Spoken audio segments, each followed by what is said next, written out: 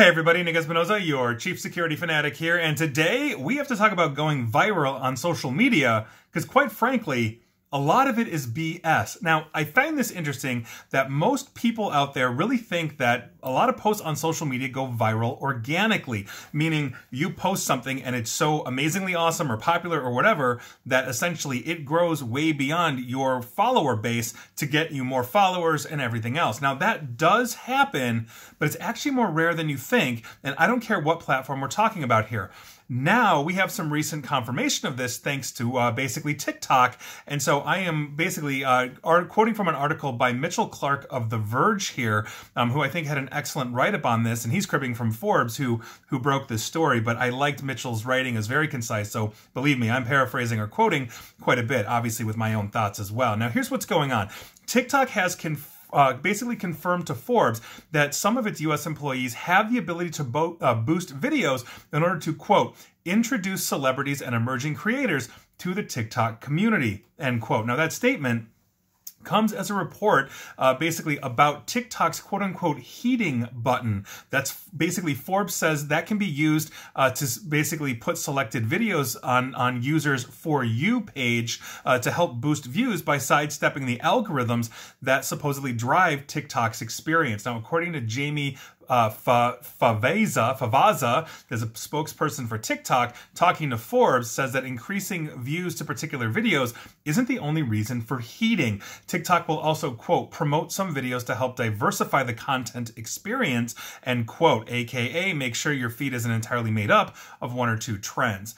On top of that, Favazza also suggests that TikTok doesn't do it that often, claiming only, quote, 0.002% of videos in For You feeds are actually heated. Now, according to an internal document, though, that was obtained by Forbes, heated videos reportedly make up about 1 to 2% of, quote, total daily video views, end quote. That doesn't sound like a lot, but it actually is. Now, heated videos don't come with a label to show that they've been boosted like an ad or sponsored content, according to reports. Instead, it appears like any other video that the algorithm would spit out for you based on who you are. Now, this isn't a surprise necessarily, because there have been reports for years that TikTok was using promises of promoted content to convince politicians and businesses to use their platform, not to mention companies, especially the music industry, according to this article, basically have made no secret of using the platform to try and promote their brands. When TikTok is the hottest thing,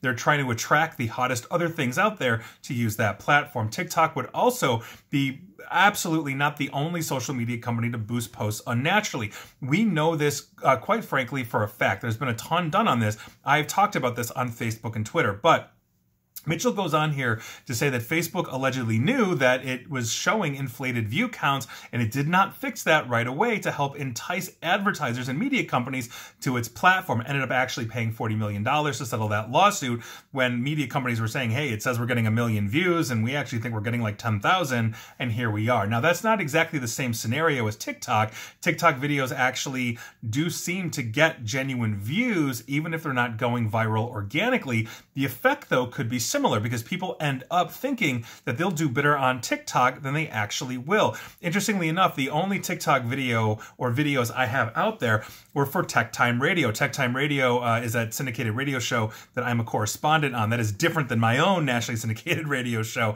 but I do a lot with Nathan and Mike over at Tech Time, and they spun up a TikTok account and said, hey, Nick, do you want to do videos for TikTok? And I said, you know who you're talking to, right? Like, I'm not going to touch TikTok with a 10-foot pole. They said, don't worry about it. We'll put them out on our platform. And so the videos that I sent them were basically why everybody should not be on TikTok. And apparently I got thousands of views. That's good to know. Was it organic? Who knows? I don't know. But on top of this, it also means, for the record, that TikTok is picking winners and losers. Creators and brands may lose a spot on someone's For You page to somebody that has, let's say, a tighter relationship with the company.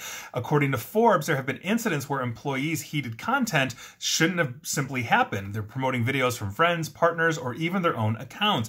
And I think this is why it's BS. The system is essentially rigged in that sense. We've heard of shadow banning before, whether it's Twitter or Facebook or anything else, that really slows down content for things like misinformation and disinformation. And while, let's say, not having disinformation or misinformation go viral, and I think is a needed purpose to slow that kind of content down, basically people can get caught up in these things. You may not be as viral as you need to be, or the content that's being put out there, let's say, is looking at the algorithm, or the algorithm's looking at the content saying, I want to push this harder and farther.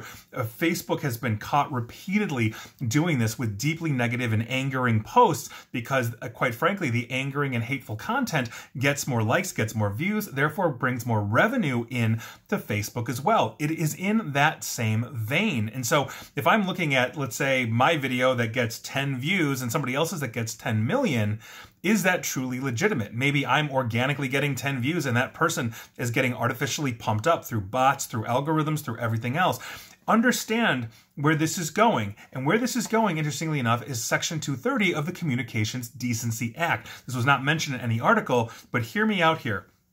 Essentially, in order to have 230 protections, Section 230 protections, the Facebooks and TikToks of the world cannot basically act as publishers. They are a platform that essentially is allowing whatever content it is to get out there, and they are not being held liable. This was actually handled in a case in the 1990s known as Zoran v. AOL, where AOL got dragged into essentially a defamation lawsuit against Zoran because one of their other users was basically going after Zoran in some way, and the courts ruled to say, no, well, AOL is just a platform this person's using. AOL is not responsible or liable for the negative things that user did.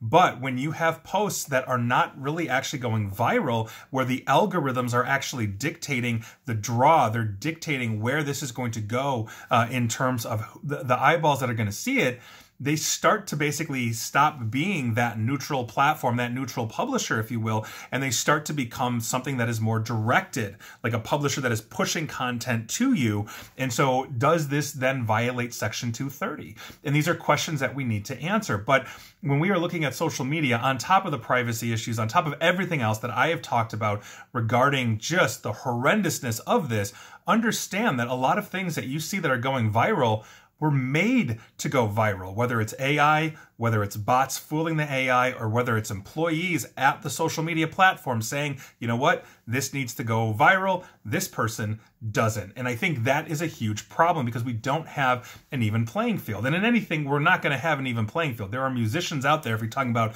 the music industry, that will always get 3 views because they're not that good. And you'll always have people or musicians that will get millions of views because they are. That's not what I'm talking about here. I'm talking about on an equal playing field.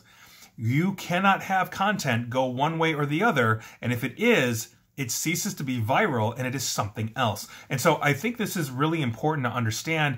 And if you are a content producer, creator, whatever, you know, and I've had stuff that has gone, I would say, I don't know, want to say viral, but has gotten a lot of views. I have some stuff that gets like almost no views.